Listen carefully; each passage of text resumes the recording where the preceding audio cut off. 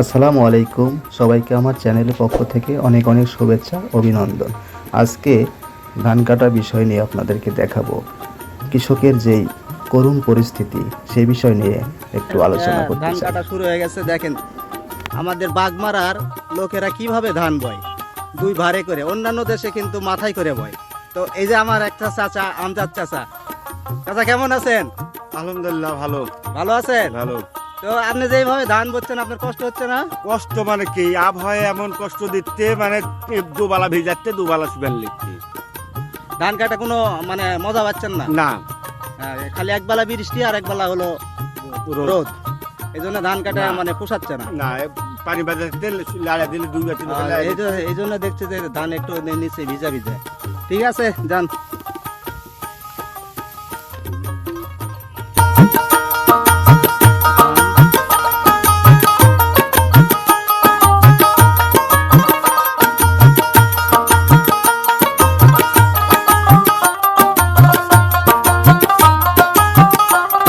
বৃষ্টির কারণে এবং ঝড়ের কারণে ধানগুলো সব ভাঙা পড়ে গেছে।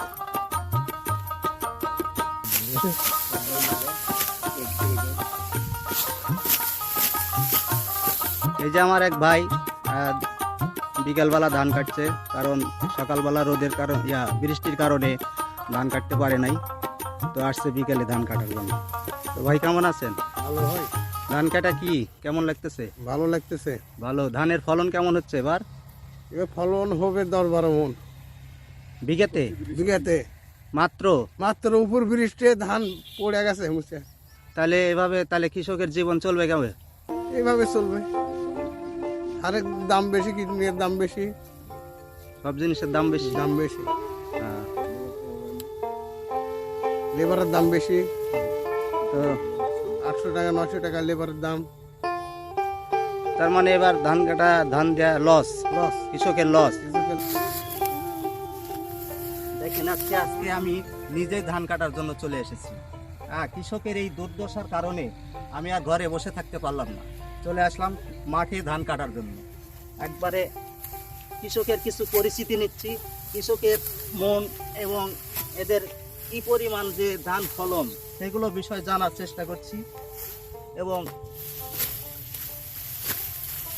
দেখেন ধান কাটা কি যে মজা আর কি কষ্ট আপনারা বুঝতে পারবেন। এই যে ধান, এই যে আঁটি কিভাবে বাঁধে দেখেন। আমি আসলে আগে আঁটি ধান কাটছি, কিন্তু বহুদিন পরে আজকে মনে করেন প্রায় 15 বছর পর ধান কাটলাম। এই যে 15 বছর পর এই যে করে এইভাবে ভাঙ্গা দিলে সেই যে দিলে শুকিয়ে যায় ধানগুলো। হ্যাঁ, তো বন্ধুরা, ধানের কৃষকের জমির অবস্থা অনেক খারাপ। আপনারা প্রচুর পরিমাণ শেয়ার করবেন। আসলে এটা আমাদের সবারই উচিত, সবারই দেখার দরকার। ঠিক আছে ভাই, আপনাকে অনেক ধন্যবাদ। এই যে দেখেন ধানগুলো কাটে একবারে নিচে বিছায় রাখতেছে। চাচার চাচা কেমন আছেন? ভালো আছেন? তো ধান কাটা কেমন লাগতেছে? ঝড়ে সব ফেলা দিছে, ফলন কম। তাই কি পরিমাণ লাভ হতে পারে? এবার সারের দাম বেশি, কিষানের দাম বেশি। তাই সার কীটনাশকের দাম বেশি, এজন্য ধানের ফলনও কম, চারিদিক দিয়ে কৃষকের লস। এখন কি করা, যা হয়েছে এটা নিয়ে সুখে শান্তিতে থাকতে হবে। হ্যাঁ, তো যাই হোক সুধী দর্শক, আমাদের মাঝে আরও এক ব্যক্তি উপস্থিত আছেন। উনি একজন ডাক্তার এবং কৃষি বিষয়ে তার অনেক অভিজ্ঞতা, এজন্যই তাকে আমি সঙ্গে করে নিয়েছি আজকে। মানে তাকে সময় দিতে পারি না, আজকে পাইছি, জোর করে তাকে আমি নিয়ে আসছি। কৃষি সম্পর্কে এবং মানুষের চিকিৎসা সম্পর্কে কিছু ধারণা আমি তার কাছ থেকে শুনতে চাই। আসসালামু আলাইকুম। ওয়ালাইকুম আসসালাম। কেমন আছেন ভাই? আলহামদুলিল্লাহ ভালো আছি। তুমি কেমন আছেন ভাই? হ্যাঁ, ইনশাল্লাহ ভালো। তো আসলাম আপনাদের বিলের মাঠে ধান কাটা দেখার জন্য। ধান কাটার আর কি দেখবেন ভাই, ধানের অবস্থা এবার করুণ কাহিনী। কৃষকের বর্তমানে লেবার পাওয়া যাচ্ছে না, অতিবৃষ্টি, খরা নাই। ধান কাটলে খরা লাগবে, কিন্তু যে সময় বৃষ্টির দরকার ছিল সেই সময় বৃষ্টি পাওয়া যায়নি, কিন্তু এখন খরার দরকার, এখন অতিবৃষ্টি। এই কারণে ধানের কোনো ফলন বোঝা যাচ্ছে না। প্যাটের দাম বেশি, লেবারের তো পাওয়াই যায় না। এখন বর্তমানে সার কীটনাশকের যা দাম, প্যাডের দামে ধানের কোনো লাভ হবে না।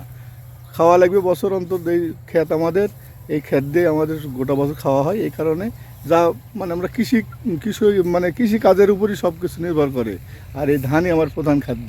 এই কারণে ধানটা করতে হয়, এই কারণে ধান করা হয়েছে। যাই হোক, ধন্যবাদ আপনাকে, আপনার কাছ থেকে অনেক কিছু শুনলাম। তো আপনিও তো একজন ডাক্তার, তো ডাক্তার হিসাবে এবং কৃষিকাজ হিসাবে আপনার যে অভিজ্ঞতা, আপনাকে অনেক অনেক ধন্যবাদ। ঠিক আছে ভাই, ভালো থাকবেন।